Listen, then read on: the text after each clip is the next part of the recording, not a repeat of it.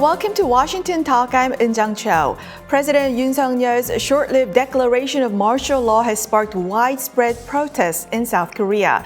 The United States emphasized the need for close cooperation with Korea while stressing the importance of the rule of law and democracy there. Today we discuss how the recent political turmoil will affect the U.S.-ROK alliance.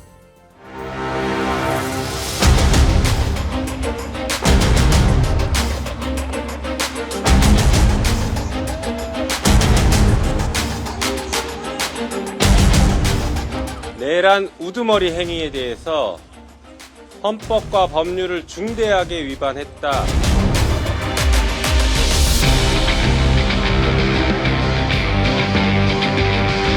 우리 안보와 경제의 기반인 한미 동맹, 한미일 공조는 또다시 무너질 것입니다. 북한은 핵과 미사일을 고도화하여 우리의 삶을 더 심각하게 위협할 것입니다.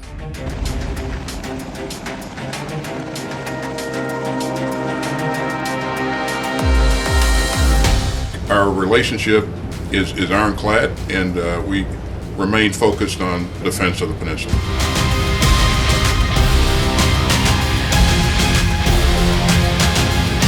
You just saw the resilience of South Korean democracy after this declaration of martial law and its retraction by President Yoon.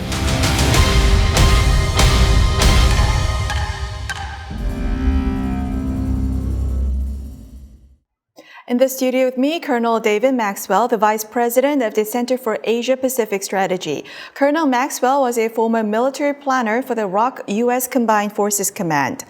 Also joining us, Mr. Henry Haggard, a senior advisor with West Exec Advisors. He's also a senior associate at CSDS at the Vrije University at Brussels. Mr. Haggard served as minister counselor at the U.S. Embassy in Seoul from 2021 to 2023.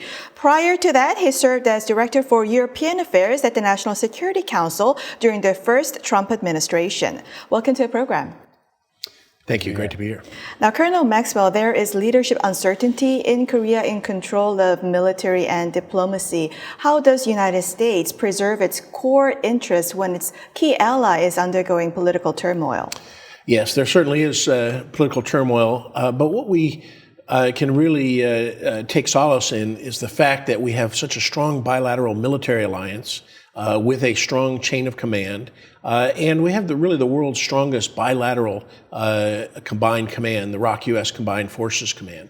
And so while the domestic political turmoil is playing out, we are still engaged with the counterparts at the Ministry of Defense and, of course, the chairman of the Joint Chiefs of Staff and the senior U.S. military officer. And so the chain of command is in effect. And most importantly, the military readiness of the Combined Forces Command remains at a high state, prepared to defend South Korea should Kim Jong-un miscalculate. Mr. Haggard, South Korean Foreign Minister Cho Tae-yeol said he deliberately ignored Ambassador Goldberg's phone call because he didn't want to mislead the United States in the tense hours right after the martial law declaration. And the U.S. Embassy denied the opposition politician's claims that Ambassador Goldberg reported to Washington that he cannot deal with the Yoon Suk-yeol government. Should we be concerned about alliance management at this point? And should we be concerned about fake news about the state of U.S.-ROK alliance? Yeah, it's a good question. I think in a time of uncertainty like we saw on the evening of December 3rd, it's not great for our leaders to not have access to our very close allies, to be able to talk to them and discuss and support the government, which is what our job is at an embassy as the U.S. government in charge of that relationship. That said, since then, Ambassador Goldberg and the entire embassy team have been in close contact, minute by minute, hour by hour, to make sure that what was really extraordinary on that one evening has now, and that has, as we've seen, has played into political theater over the last days. We've seen that because of that close coordination, I think there's been real stability on the diplomatic front. So that night, not taking the call, I'm not going to sugarcoat it, that's not great. But what we've seen is such close coordination from the State Department, from the embassy, with the Korean government officials to really make sure that this doesn't have repercussions that are beyond the domestic political scene. And just on misinformation, of course, anytime people are making statements and there's a time of uncertainty, there are going to be misunderstandings. There are going to be people who might even try and mislead. But I think that the strength of the Korean people's interest in their democracy, in the rule of law, in getting the facts straight. There's been a lot of fake news in this turmoil. Armored vehicles in the downtown of Seoul, which was a fabricated photo. And then also in the National Assembly during the questioning, there are claims based on sources that there were orders to shoot the leader of the ruling party, PPP, and also that there were orders to shoot even Americans. Now, isn't it in U.S. interest to proactively deal with any fake news? So listen, I think the more important issue here is what is going on and what has been the reaction of the Korean people. They are looking at all of these various reports and they're saying, we don't want to turn back the clock to the authoritarian days. We don't have any nostalgia for that time. So while it's clear that there is always uncertainty and fake news in both this modern time, but any time when you have great churn. So of course, that's something that we need to be vigilant about, but I just have seen day after day, as each of these episodes emerge, have seen response from the Korean people and that's been very reasonable and measured, not going overboard in response to claims that people just see right through. Mr. Haggard, the first impeachment motion submitted by opposition parties accused President Yoon Suk-yeol of antagonizing North Korea, Russia, and China, and pursuing weird diplomacy of focusing on Japan. In the second impeachment motion, that diplomacy part is erased and taken out. The main opposition Democratic Party said that it is well aware of the importance of the US-RK alliance and that it strongly supports it. And the initial inclusion came only because it was gathering opinions from other opposition parties. And the Democratic Party chairman Lee Jae-myung issued a statement himself saying that he is grateful to the United States for consistent support to South Korea's democracy. Now, does the opposition feel the burden about criticizing Yoon Suk-yeol's foreign policy that focused on the United States and Japan?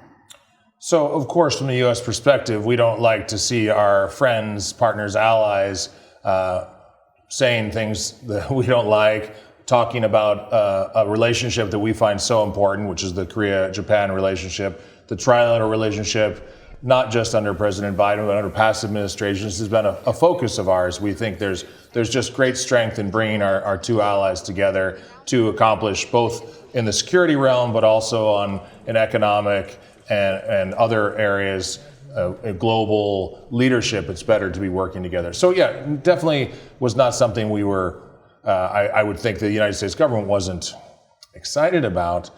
I think it's a good move to see that it has been taken out so that they can focus on the domestic political issue at hand.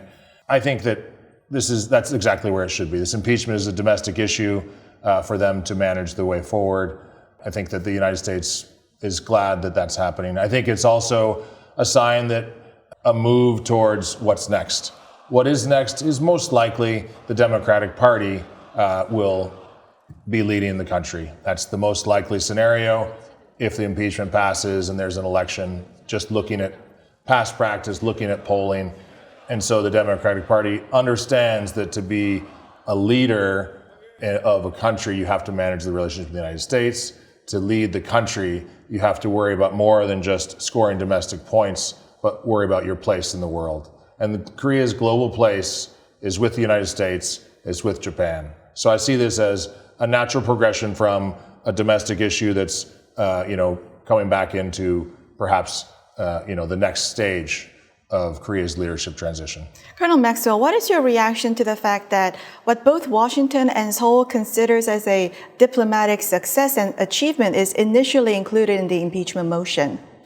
Yeah, so I agree with Henry's assessments, but I would say by including that in the initial motion, it really tipped the hand of the opposition and how they feel about foreign policy. And I say that while they will couch their beliefs in terms of engagement and things like that, But they really are taking a position of almost appeasement to North Korea and China and Russia. And I say that because there are some that believe naively that reducing the ROK-US alliance, reducing the trilateral cooperation with Japan will somehow cause North Korea, China, and Russia to reduce their hostile policy towards South Korea, when in fact they have hostile policies because that's in their interest. And it is not a result of the alliance or the trilateral cooperation. And in fact, it is the alliance and the trilateral cooperation that checks those hostile policies. So I'm gratified to see that they've removed it. I'm gratified to see the statements of support from the alliance. But I think there are those among the opposition who have some naive views about how to deal with North Korea, and that is troubling. How about the fact that what is in line with U.S. goals was included in the impeachment motion? Wouldn't that impact how U.S. views South Korea as a reliable ally? No, I don't think so. I think that again, we recognize that there are different views, divergent views. And so, as they said, opposition members included that in the first motion. But in the second motion, the stronger, more influential members of the opposition remove that because, as Henry said, they understand the importance of the alliance. So it is important to understand the divergent views, to respect that divergent views are part of a working democracy, and those are things that we have to continue to work through in our alliance relationship, but it's not something that is going to damage the alliance or something that we should be overly concerned about. And Mr. Haggard, the impeachment criticized President Yoon's diplomacy of antagonizing North Korea, Russia, and China and focusing on Japan. What is the messaging to these four countries if the impeachment motion includes this clause? So, good question. I think, again, like David said, I think this shows. So first, you're talking the message. The message that I take is that there are these divergent views within the opposition. That if these other countries are smart, they'll see it the same way. They'll see that this is a part of the opposition thinks this way. They're already trying to capitalize on that in how they deal with South Korea, both in their messaging and their diplomacy. So I think they would most likely just be reaffirming their understanding of the Korean diplomatic ecosystem. Colonel Maxwell, President Biden this week approved a new national security memorandum to counter growing cooperation between North Korea, Russia, China, and Iran, and to prepare for possible simultaneous crisis involving the four adversaries. And the National Defense Strategy Committee issued a similar warning back in July. How important is countering these four adversaries? And in Korea, if criticism grows over President Yoon's approach, and if they claim that President Yoon has been antagonizing North Korea, China, and Russia, and weirdly focused on Japan, if such criticism grows, how would that impact the implementation of U.S. strategy in the Indo-Pacific? There's a lot to unpack there, and I think that the memo, which of course is classified, so we're only reading reports about it, but there's recognition of what they're calling the axis of upheaval, the quartet of chaos, which I think is an apt description of the alignment of China, Russia, Iran, and North Korea, and so. It is really imperative that we recognize that cooperation, collaboration, collusion, and that we address it. And of course, multiple contingencies can take place because of threats and miscalculations as well. Primarily in the Indo-Pacific, we are concerned about security in Taiwan and security on the Korean Peninsula. That said, as we've already discussed, the views in South Korea of the alliance and of the relationship and cooperation with Japan, while there are disagreements, I don't think that there is going to be a significant reduction in that cooperation and certainly not damage to the alliance. And I think both Korea and the United States understand that strength comes from the alliance. And the only way to deal with this axis of upheaval is through strong alliances working together to ensure security and prosperity in this global competition. Mr. Haggard, incoming Trump administration also rely on Japan and Korea to counter North Korea, China, and Russia. Will it continue the framework of democracy versus autocracy? So I'll start with the first part of that. What I saw working for the Trump administration was a laser focus on countering China, on building up an understanding of the threat that China posed, not just in the United States, which I think was an important achievement for the Trump administration, but also with our allies and partners in Europe and Northeast Asia particularly. So I think that was very successful, and I think we've seen that policy and that cooperation and understanding of China as a threat carry on through the last 4 years. So I expect that will be job one for the diplomatic team coming in with the new Trump administration. And it's obvious to me, and I believe to most, that Japan and Korea play fundamental roles in the competition with China. Japan and Korea, so how the Trump team decides to work together with these allies, there's a lot of speculation about favoring bilateral versus multilateral or minilateral. I think that's not as important as the fact that the focus will be, again, I see the policy direction has been very continuous. And I think that there's just a wide acceptance that Japan and Korea play a central role, not just in the security cooperation that we see with those two allies, but also in cooperation on critical minerals, where the two countries play leading roles in the mineral security partnership, where the two countries are partners with us on semiconductors and batteries, but also economic trade and on and on. So I think that it's inevitable that the new Trump team will look to the alliances with Korea and Japan as a bulwark against China, as foundational pieces to building their strategy to compete more effectively with China. President Trump is considered to pursue America First policy. Will he continue on with the Biden's approach of coalition among the like-minded countries? Some South Koreans think that President Yoon's approach of emphasizing the value-based diplomacy is outdated and not in line with President Trump's approach. So these are a lot of labels and a lot of ways to describe what has yet to come from the new Trump administration. So I guess the way I'd like to maybe talk about this is to just look at the America First piece of it. It's clear that President Trump is focused on advancing U.S. interests, but just as every president has. Trump is much clearer about it and is much more vigorous in emphasizing that as a real pillar of his approach to the world, which I don't think is a problem for Korea. So I'll just focus on the Korea relationship piece of it. America First it only works with Korea. What's happening in America? Korea has, since Trump left office, has come back.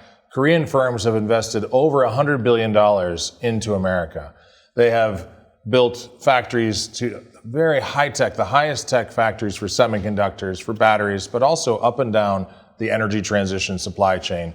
This has been powered, vehicles of course, been powered by South Korean know-how, investment. This is for America with Korea. So I think it's a matter of looking at the slogan and seeing how it fits with the reality. And the reality to me is that the relationship with Korea is part and parcel of advancing U.S. interests.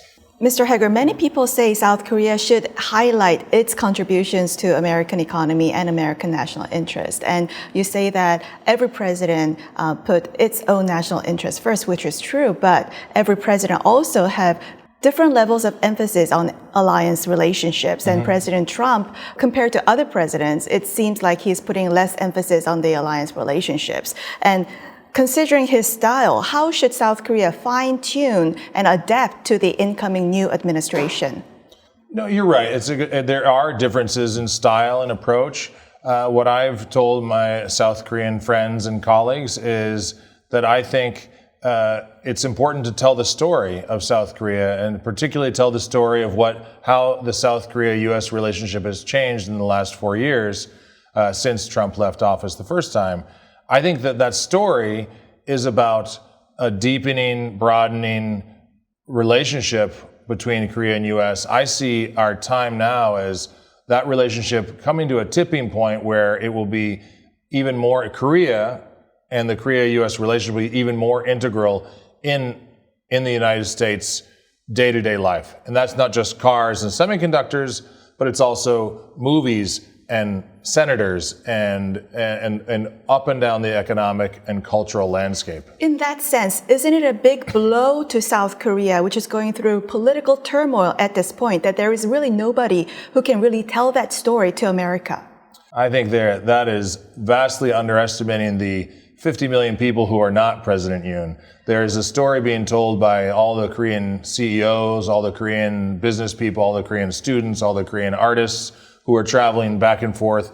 I think we have businesses and culture and people-to-people ties that will continue to push our two countries together no matter what is going on politically. But doesn't the burden sharing agreement and other military issues need to be discussed between the government and not the private sector?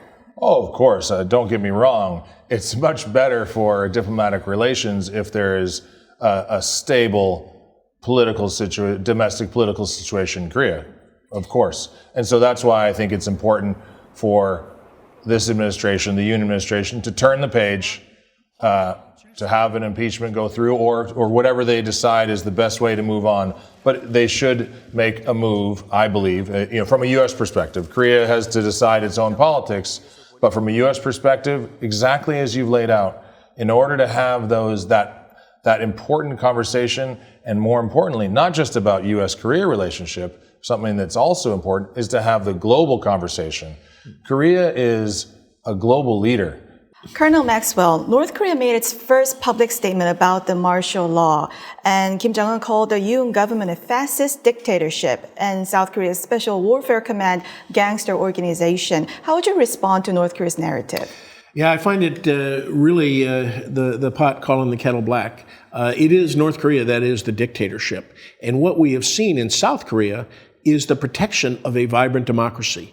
Yes, it was a miscalculation to declare martial law, but the response by the people, by the legislature, and by the military, and in particular the Korean Special Forces, they acted to protect democracy and protect the Korean people. Unlike North Korea, which everything is about protecting Kim Jong-un. And I would say to Kim Jong-un that what he has witnessed is something that actually the Korean people in the North would really aspire to. And that is be able to determine their own government and protect their own government and not have to just protect a dictator. The Korean Constitution protects Korea from becoming a dictatorship, and that was proven in this martial law turmoil. And while North Korea is and will always be a dictatorship as long as the Kim family regime remains in power. Colonel Maxwell, the United States has highly valued South Korea as the beacon of democracy. But if the criticism and controversy over the martial law declaration, which is some say is unconstitutional, and then the repeated impeachment over presidents, if that continues, how would it affect South Korea's democracy and the image of U.S.-South Korea alliance? Yeah, well, first of all, I don't think that South Korea should be ashamed at all for what's happened. Yes, President Yoon made a bad decision, but they should be proud of the fact that they protected their democracy. As Winston Churchill said, democracy is the worst form of government except for all the others. And South Korea has chosen to protect their democracy, to follow their constitution. And I think in the end, to really paraphrase Nietzsche, that which does not kill democracy will make it stronger. And I think in the long term, we're going to see a stronger South Korea, one which we are really proud to be allied with. Well, that's all the time we have for this week. Mr. Haggard, Colonel Maxwell, thank you very much for joining us. Thank you.